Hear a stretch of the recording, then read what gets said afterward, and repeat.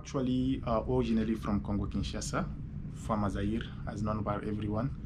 And I'm married, father of 3 kids, one daughter and 2 boys. My daughter was born in Congo, and 2 boys were born here. So I have 1 Congolese and 2 American.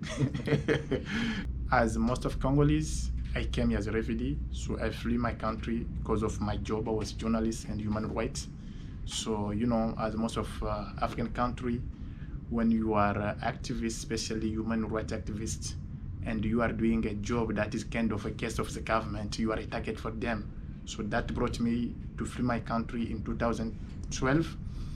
As you remind, in 2012, the Congo had general election.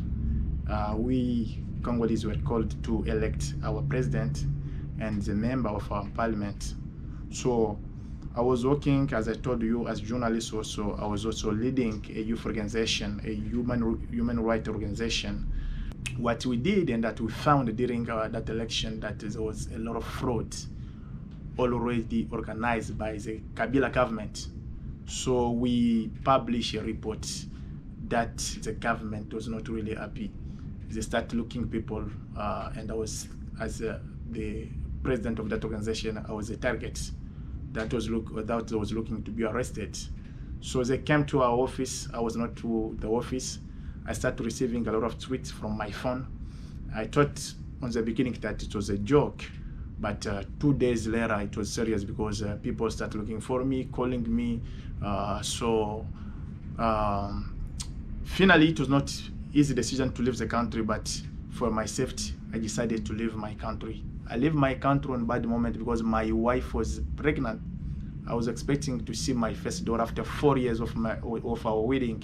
So I made really hard decision of my life because of my safety. So really long journey. I crossed the border. I went to Rwanda, but for some reason, Rwanda and Congo, I feel that same thing. I was not feeling really safe to stay there.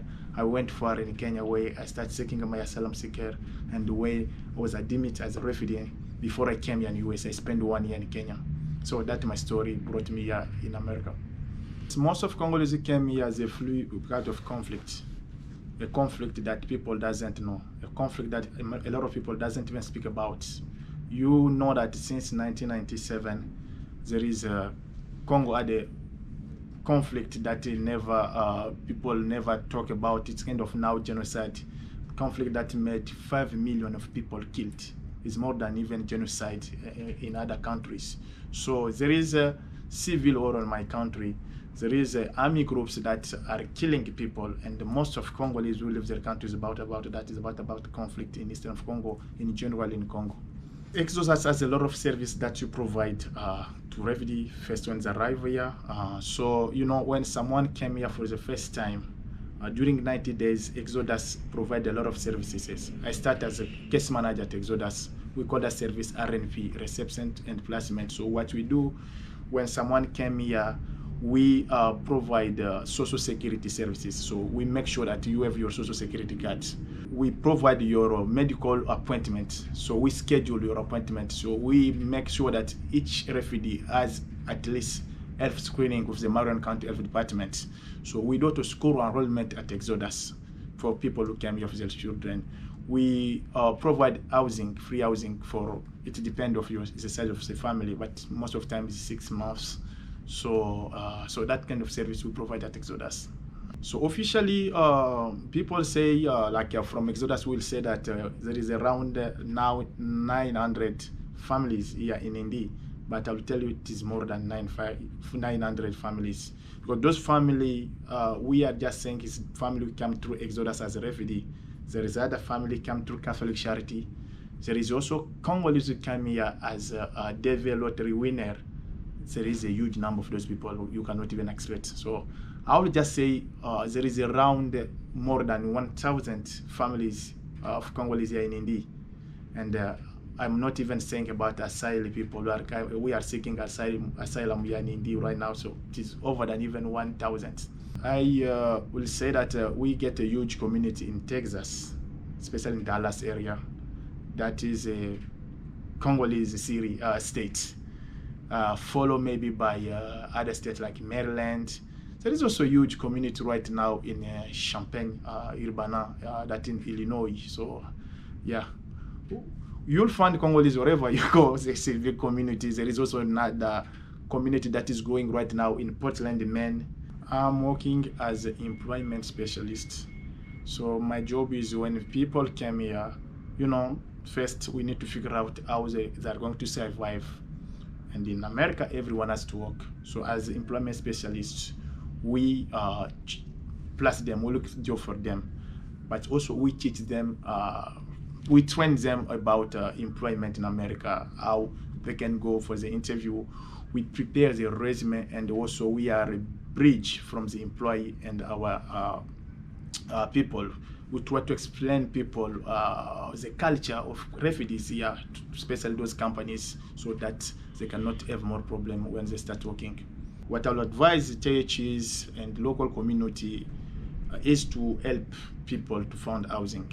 If you have a free housing, if you know a place where people can get easily house, please, I will advise you to stay in touch with Exodus, because right now the main need we are facing is housing. A lot of apartments are not accepting refugees right now because they don't have any income. So that become a big issues.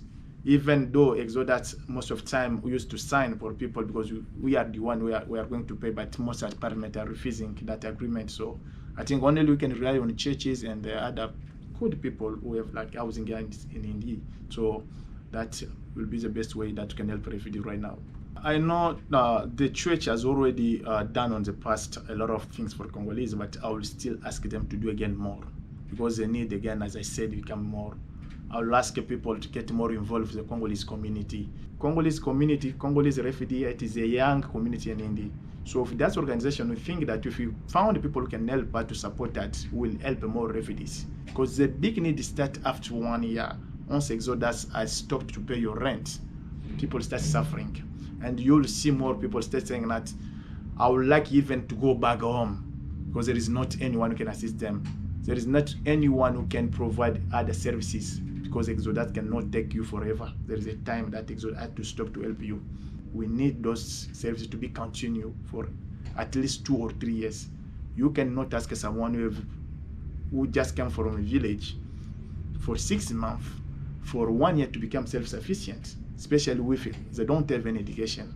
And for your information, at least 80% of those people are not educated. That's a big issue. No refugee has made a choice to come in America. It's only some conditions.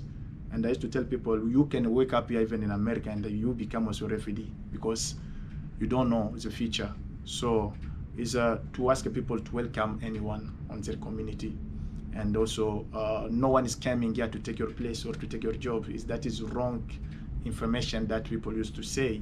But we came here for our safety first.